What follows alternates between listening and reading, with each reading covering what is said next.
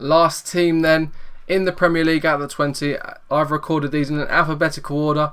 West Ham is the last one, being the beautiful letter of W. My God, this has been taken a while to do these 20 videos, get the research done, all that good stuff. But I hope you've enjoyed the other 19 episodes. If you haven't seen them, links will be in the description to all of them.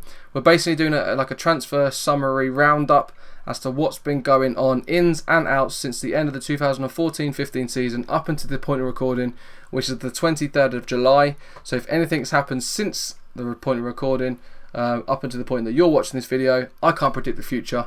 I can try to. Whether I'll be successful football transfer wise, other than rumours, I don't know. But I hope you enjoyed the episode. We're going to, as I said, look at West Ham United today, and we're going to start off by obviously talking about Slaven Bilic. He's come in. I think this is a good signing. I think Slaven Bilic could be one of those guys that will come in and maybe make a difference. One thing that West Ham really have to do is they have to plan for the long term. You've got your stadium coming next season. It'll be very, very silly to go and let him do his business and let him have ins and outs and stuff, and then all of a sudden go and flip it round, get rid of him, and someone's have to start again. I think there needs to be a consistency there. There needs to be a longevity there, and a bit of loyalty between the owners, the managers, the staff, and the players. That's my personal opinion on West Ham. I think West Ham have a really good foundation here to really push on and start challenging for at least Europa League. I really believe that they can do so. We'll have to wait and see what the form can be like and what the atmosphere is like in, obviously, the Olympic Stadium. At the Olympics, it's absolutely bloody rocking. So I think plenty of West Ham fans in there. I think it could be rocking as well. I think it would be really good for the home form. So we'll get straight into it then. We'll look at the outs. We'll get through these nice and quickly. Dan Potts has gone to Luton Town on a free. Carlton Cole has finally been released. Bless him. Guy Demel has been released. Strange one that. I know he had his injury problems, but he was a great bloody dream team player. He got lots of points. The man, the legend that is Jussi Jääskeläinen has been released, unfortunately, which is a shame. Nene as well. He come in on a free. Never really sort of hit the ground running. Unfortunately, was released. Stuart Downing.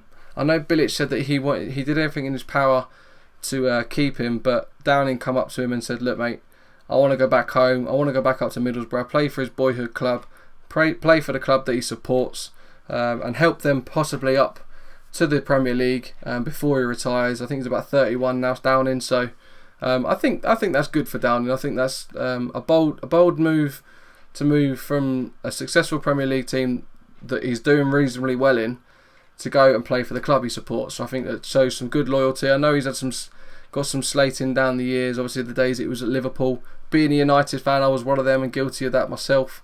But yeah, I think kudos to him and credit to him for going back to the club that he supports, and it shows some real loyalty. So good move for Downing, bad move for West Ham, unfortunately. But they have, it seems, replaced reasonably well.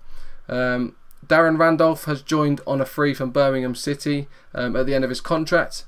The first one over the line, financially wise, that they paid money for. Pedro Obiang, centre midfielder, played for Sampdoria. FM fans, Football Manager fans will tell you that this guy, along with probably other players in other videos, that this guy is a good player. He's great on the ball. He can play defensively or like a ball player sort of thing, or he's a ball winner as well.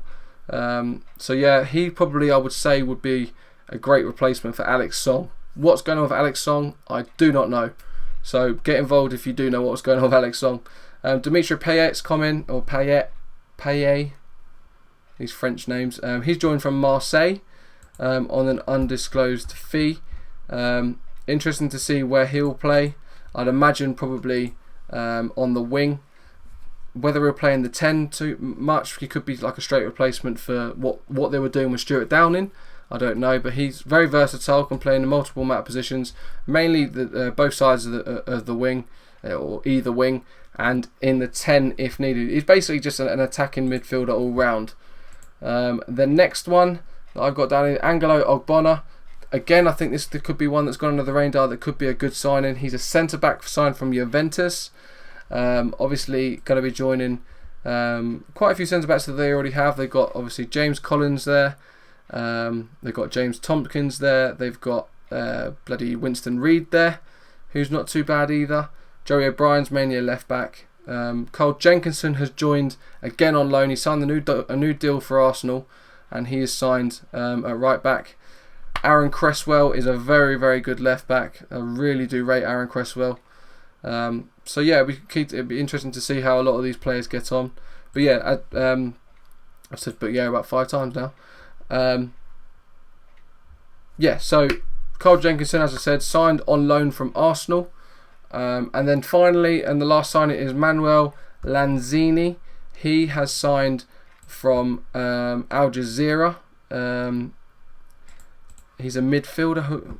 What's the note? I'm just going through my notes here. Attacking midfielder, can play left, right, or down the middle. So he's very similar to Payet or Payet. I'd imagine Payet will probably play on the wing, and Lanzini maybe down the middle.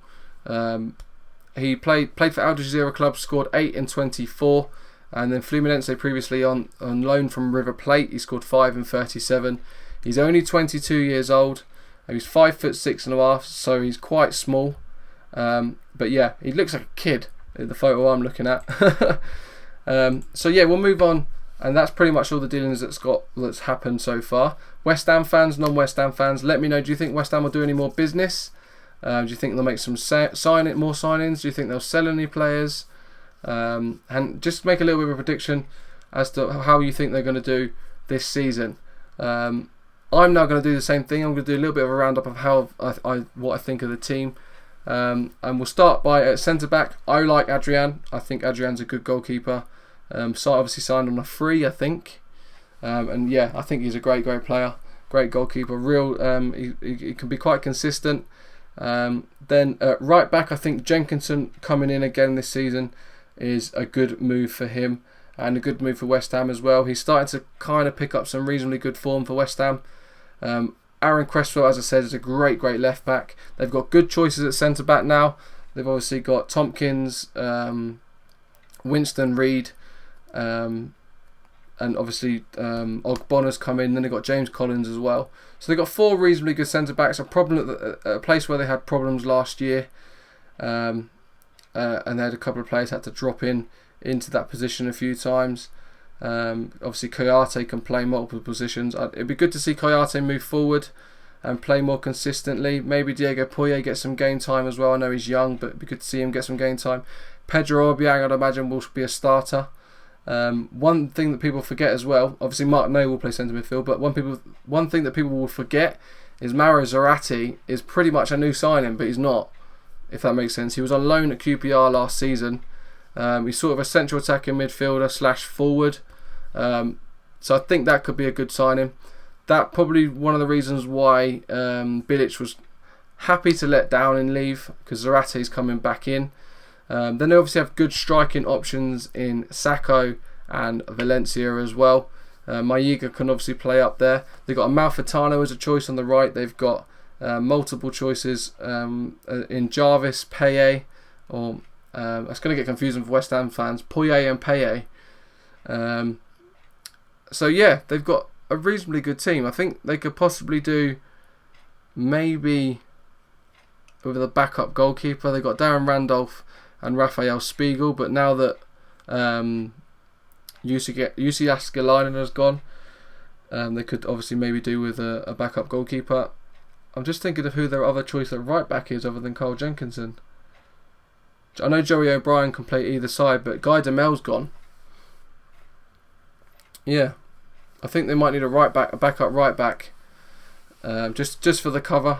I prefer to have 2 in every position. But yeah, that's pretty much it. Maybe it depends on how Amalfitano, how much he plays. Maybe a right winger. But I think they've done some good business. I really do. I think West Ham have got a real bright future if they stick to their guns, if they're loyal to their manager, if their team can become consistent, and if they can let's get the Bowling Ground to become a fortress again. It's already a tough place to go, but if they can really hit their home form and start bagging goals again, Valencia and Sakho obviously it would be good if they can hit good form early doors in the season. I think they could become a real challenging team in the near future. We'll have to wait and see. But let me know what you guys think. Do you agree with anything I've said? Do you disagree with anything I've said? Get opinionated. Get involved in the comment section below. Feel free to leave a like if you enjoyed the video. Feel free to subscribe to the channel if you want to see lots more football content and more. And I'll see you guys in another video. Peace.